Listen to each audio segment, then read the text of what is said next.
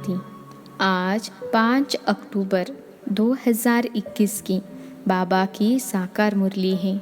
मुरली के महावाक्य हैं, मीठे बच्चे, आत्मा और शरीर जो पतित और काले बन गए हैं, बाप की याद से इन्हें पावन बनाओ, क्योंकि अब पावन दुनिया में चलना है।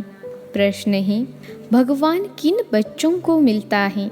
बाप ने कौन सा हिसाब बतलाया है? उत्तर है, जिन्होंने शुरू से भक्ति की है उन्हें ही भगवान मिलता है।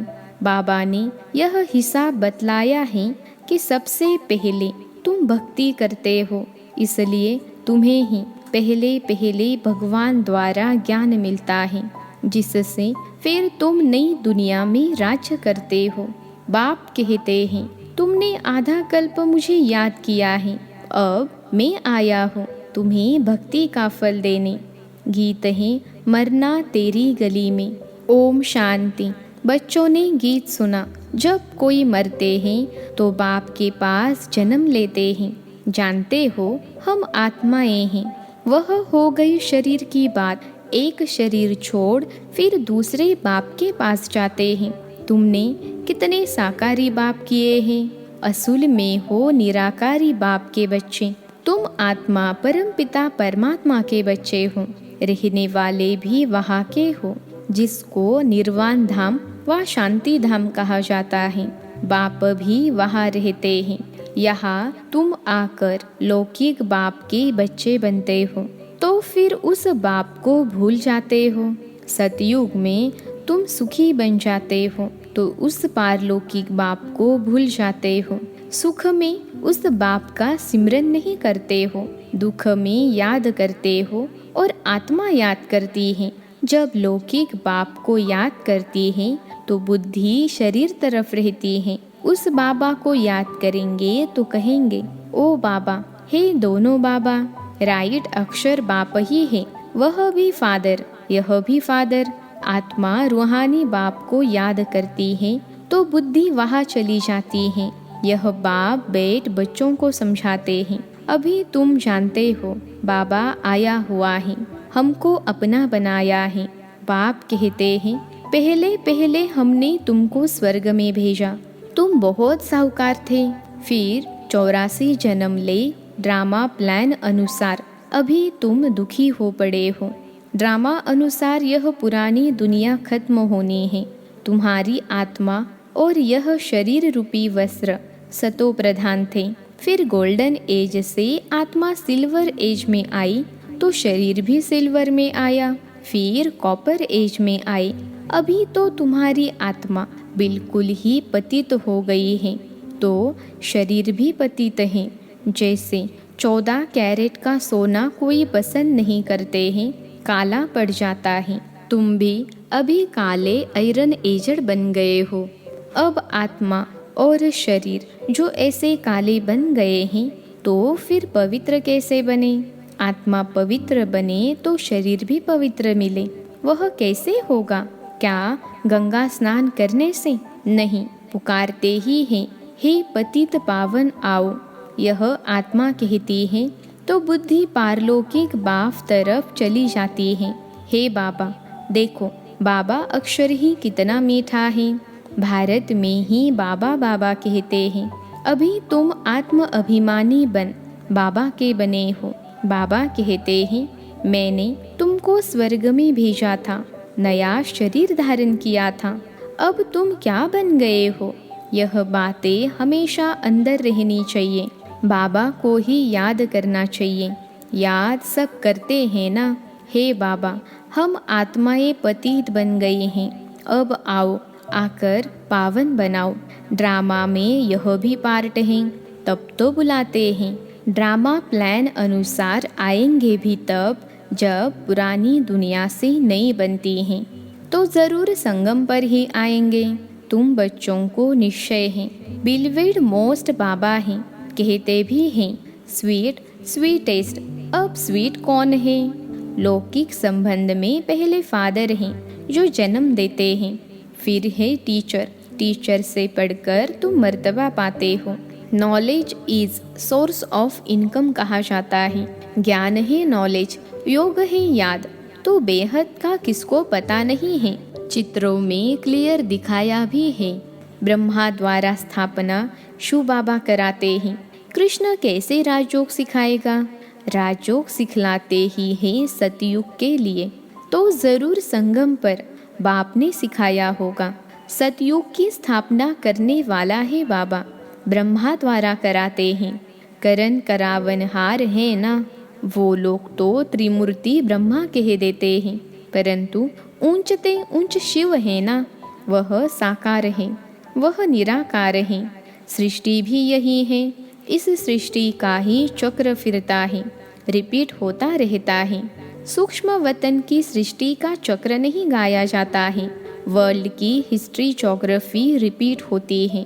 गाते भी हैं सतयुग, त्रेता, द्वापर, कलयुग, बीच में ज़रूर संगम युग चाहिए, नहीं तो कलयुग को सतयुग कौन बनाए।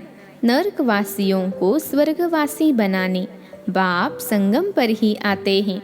जितनी पुरानी दुनिया उतना दुख जास्ती, आत्मा जितना तमो प्रधान बनती है उतना दुखी होती है।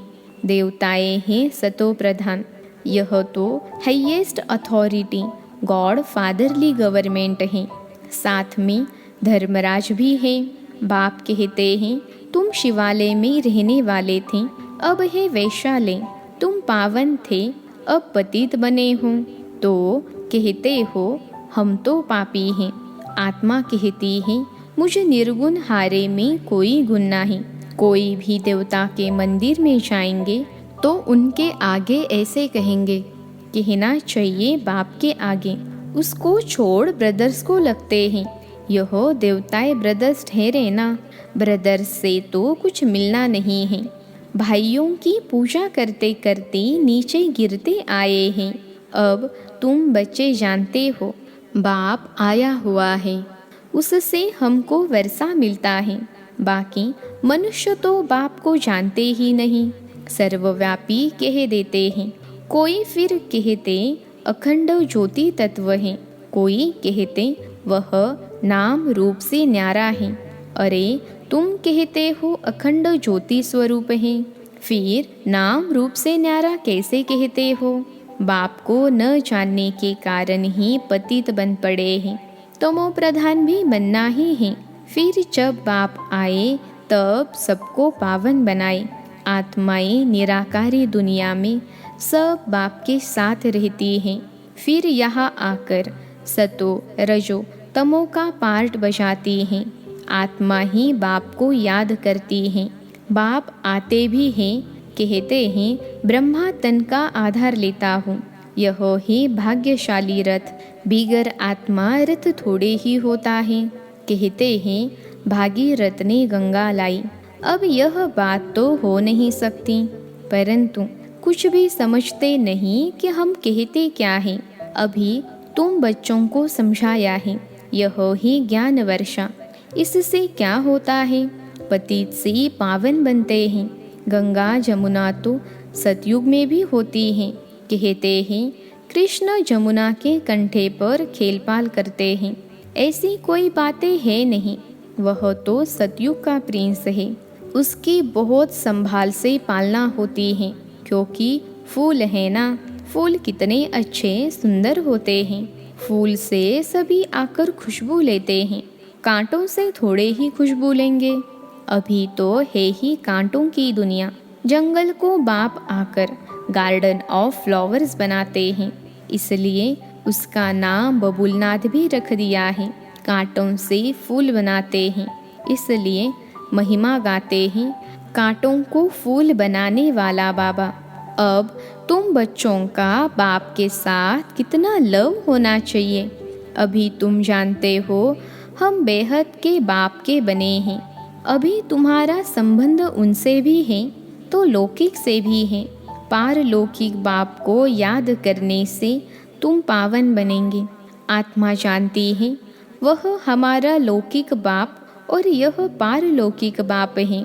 भक्ति मार्ग में भी आत्मा जानती है वह हमारा लौकिक बाप और यह गॉड फादर अविनाशी बाप को याद करते हैं। वह बाप कब आकर हेवन स्थापन करते हैं, यह किसको पता नहीं है।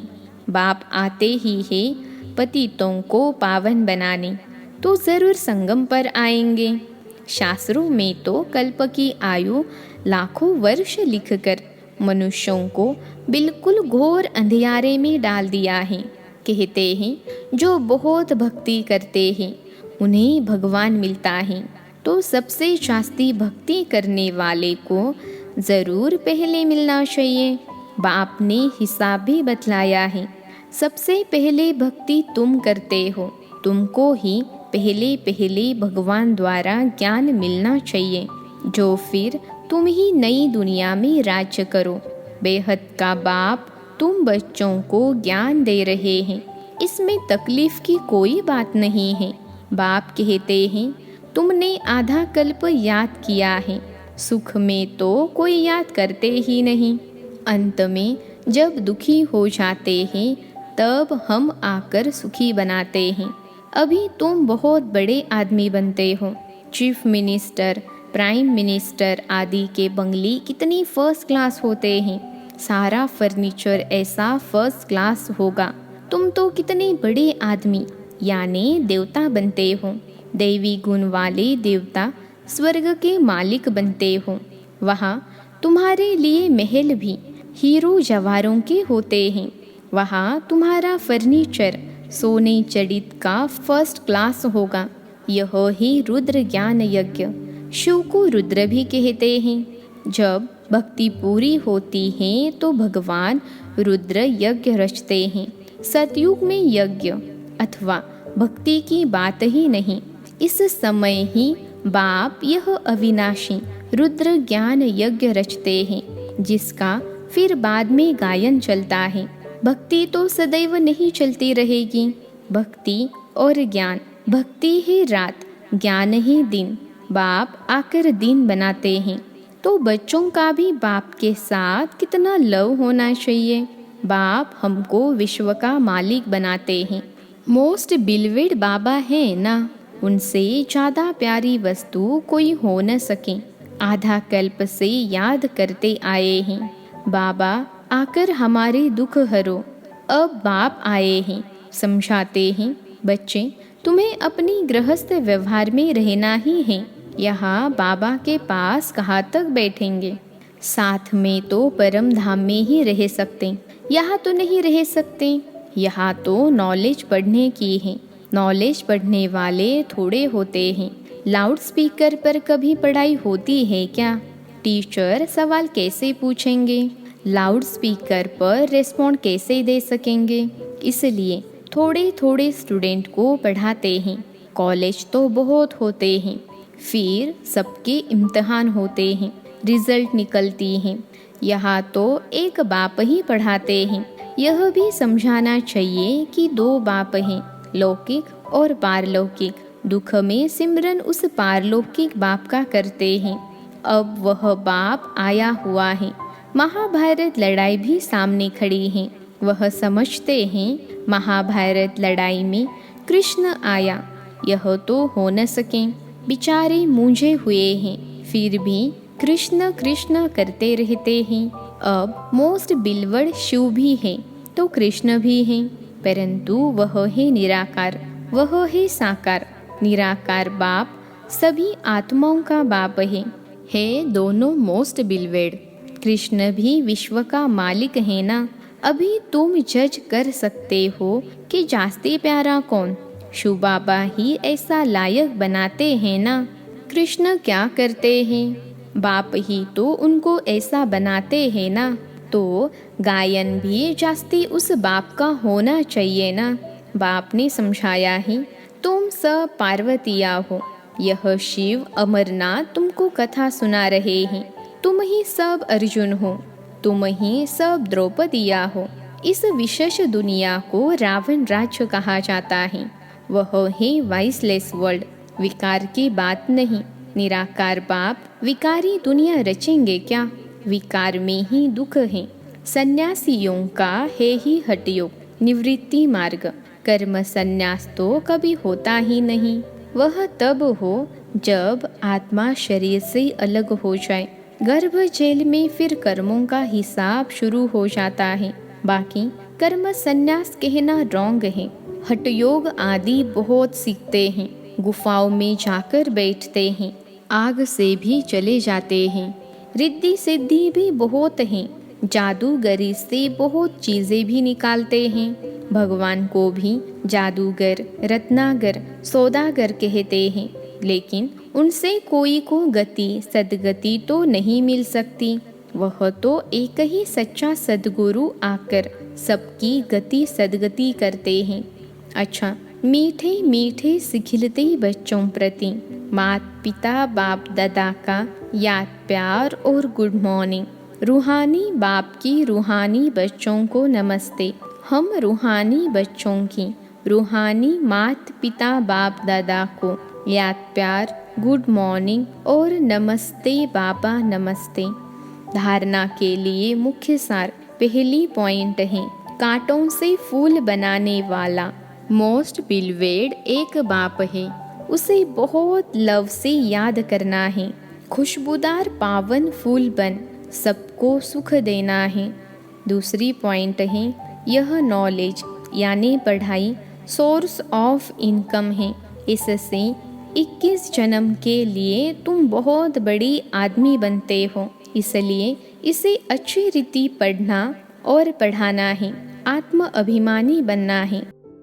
आज का वरदान है, बाप दादा को अपना साथी समझकर डबल फोर्स से कार्य करने वाले सहज योगी भव।